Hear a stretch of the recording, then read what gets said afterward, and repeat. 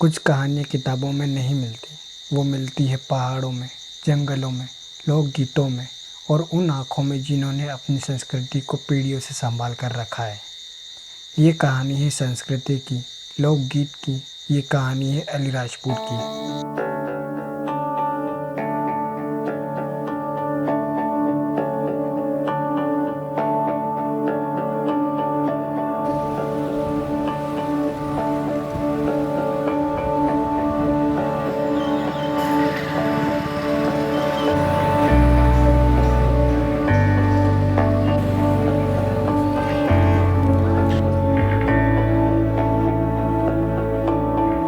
और आज हम सब 9 अगस्त को सिर्फ एक दिवस नहीं मना रहे, हम याद कर रहे हैं अपने इतिहास को, अपनी विरासत को, अपनी पहचान को।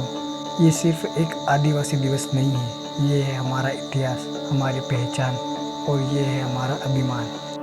विश्व आदिवासी दिवस। विश्व आदिवासी दिवस सिर्फ उत्सव का दिन नहीं है, यह याद दिलाता है आदिवासी समुदाय की जल, जंगल, जमीन से जुड़ी परंपराएं, भाषाएं और बोलियां, कला और हस्तशिल्प, लोकगीत और लोक नृत्य, इतिहास और पारंपरिक ज्ञान, अधिकार और सम्मान। भारत में अनेक आदिवासी समुदाय रहते हैं, जैसे भील, गौड़, स्थान, मुंडा, अराव आदि। मध्य प्रदेश में भी आदिवासी संस्कृति का बहुत गहरा प्रभाव है, खासकर अलीराजपुर, झाबुआ, धार, बड़वानी और मंडला जैसे क्षेत्रों में।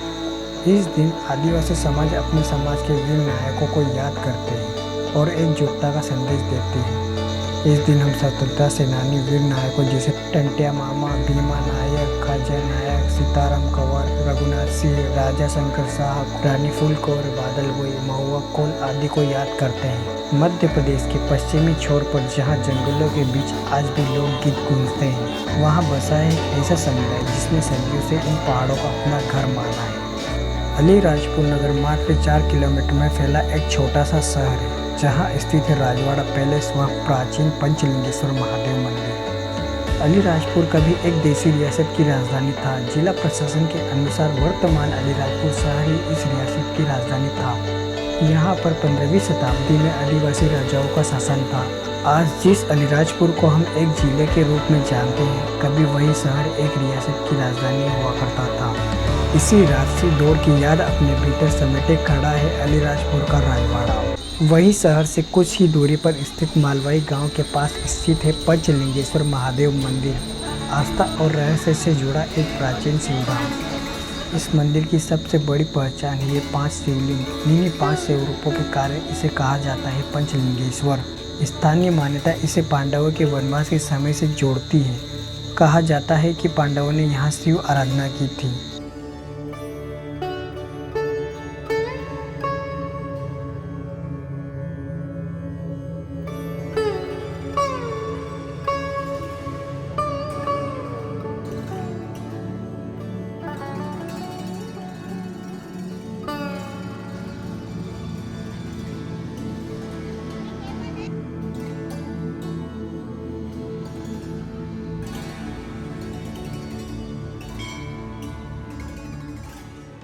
अलीराजपुर में विश्व आदिवासी दिवस को आप सिर्फ एक कार्यक्रम की तरह नहीं, बल्कि भील संस्कृति, परंपरा, संगीत, नृत्य और नई पीढ़ी तक आदिवासी विरासत पहुंचाने की कहानी के रूप में भी देख सकते हैं। अलीराजपुर एक ऐसी धरती है जहां पहाड़ सिर्फ पहाड़ नहीं, वो पहचान है। जहाँ जंगल सिर्फ जंगल नहीं, वो जीवन।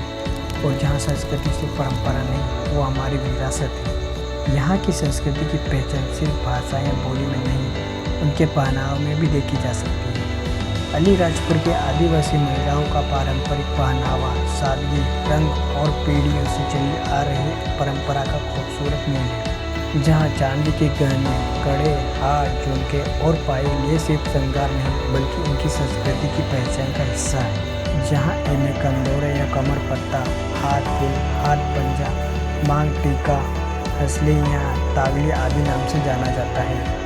यहाँ के लोकगीत व लोक नृत्य की पहचान है ढोल, मादल व बांसुरी। ढोल की थाप, मादल की गूंज, बांसुरी की मधुर धुन जब इन सुरों के साथ कदम फेरते हैं, तब अलीराजपुर की मिट्टी में बसी संस्कृति जीवित होती है।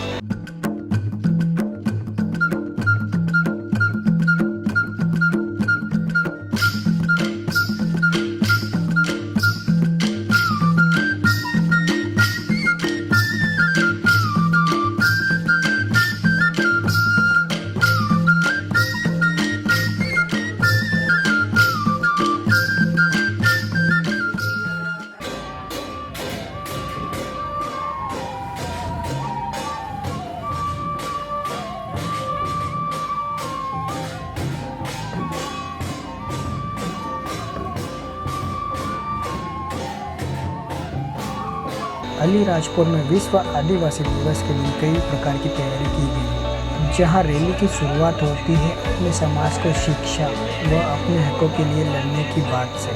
यहां अपने लोक नृत्य, गीत, ढोल व मादल से इस कार्यक्रम की शुरुआत की गई।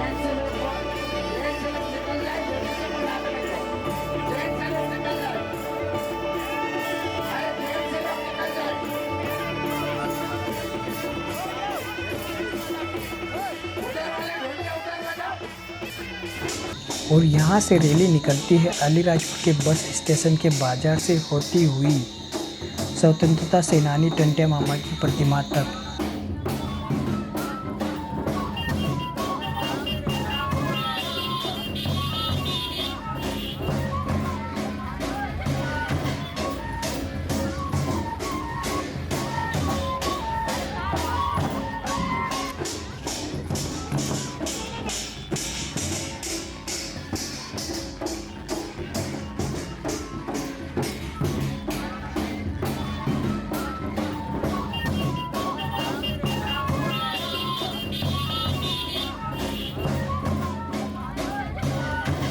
यहाँ करीब 90% आबादी आदिवासी समुदायों से जुड़ी है, जहाँ आदिवासी संस्कृति सिर्फ परंपरा नहीं बल्कि इस जिले की पहचान है। इसी पावन धरती से जन्म लिया है चंद्रशेखर आज़ाद जैसे क्रांतिकारी वीरों ने, जिन्होंने अंग्रेजों की हुकूमत के सामने अपने घुटने नहीं टेके बल्कि लड़ना चुना। अलीराजपुर एक सुंदर व खुशहाल जिला है, जहाँ आदिवासी समुदाय अपने पहनावे व अपनी परंपरा के लिए जाने जाते हैं। यहाँ के आदिवासी आज भी अपने जड़, जंगल और जमीन से जुड़े हुए हैं। जय जोहार, जय आदिवासी।